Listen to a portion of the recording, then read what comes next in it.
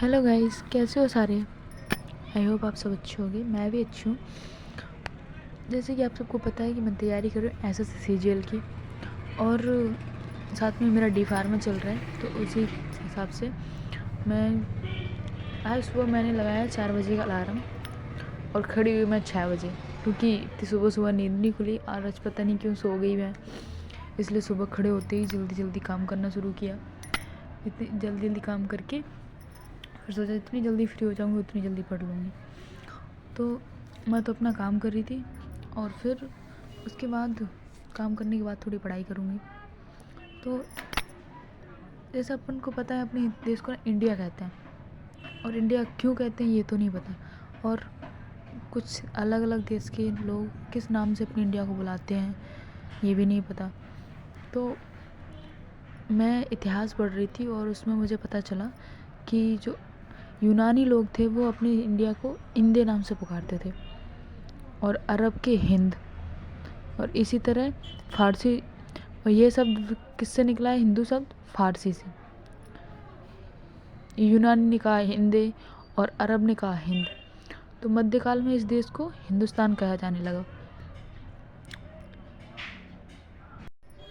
और अब हम लोग कहते हैं इसको इंडिया। तो मैं तो अपना सुबह सुबह काम कर रही थी जल्दी जल्दी, क्योंकि आज काफ़ी लेट हो गई थी। 6:30 बजे उठी, उसके बाद थोड़ी पढ़ाई करने के बाद फिर अपना काम करना शुरू कर दिया। और सासू माँ भी उठ चुकी थी, वो भी कह रही थी आज आप तुम्हें उठना नहीं था सुबह। तो मैं बहुत जल्दी जल्दी काम किया, किचन में झाड़ू लगाई। फिर मैं सोच रही थी कि लेट तो हो गए तो जल्दी जल्दी काम करूँ, उसके बाद फिर पढ़ना स्टार्ट करूँ। तो कल मैंने पढ़ा था 52 अवतार। 52 अवतार भगवान बामन श्री हरि के पहले ऐसे अवतार थे जो मानव रूप में प्रकट हुए थे। उनके पिता बामन ऋषि एवं माता अदिति थी। वे बौने ब्राह्मण के रूप में जन्मे थे, इसलिए उन्हें 52 अवतार कहा जाता था। 52 भगवान को दक्षिण भारत के उपेंद्र के नाम से जाना जाता था। उपेंद्र। और अपन कहते हैं ना कि नौटंकी कर रहा है, तो ये नौटंकी कोई हंसी वाला वर्ड नहीं है।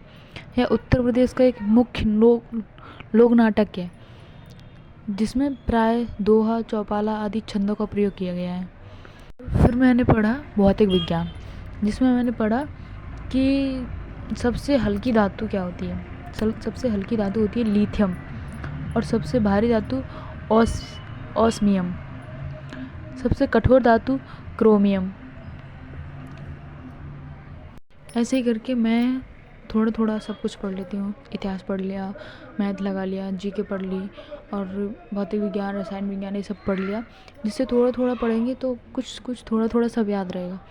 और एक ही बुक लेके बैठ रहे हो तो वो एक तो फिर ये लगता है कि पढ़ ली, आलस आ रहा है ये वो। उससे अच्छा सारा सब कुछ पढ़ो थोड़ा थोड़ा। तो मैं तो पढ़ के अपने दिन में जितनी टाइम फ्री हो जाती हूँ, 10 मिनट का टाइम है तो 10 मिनट भी पढ़ लेती हूँ। और आप भी अगर 10 मिनट का टाइम मिल जाता है ना तो 10 मिनट भी पढ़ लो। ये नहीं कहते कि 2 घंटे का टाइम मिल रहा है तो अब भी बुक उठाएंगे हम, तो हमें टाइम ही नहीं मिलता। और अगर ये सोचते रहेंगे तो टाइम तो नहीं मिलने वाला। इसलिए अगर 10 मिनट का भी टाइम मिलता है मुझे, मैं तो 10 मिनट में भी पढ़ लेती हूँ। अगर इतना नहीं कर सकते कि पढ़ नहीं सकते तो बुक उठा के देख सकते हैं ना इसमें क्या है।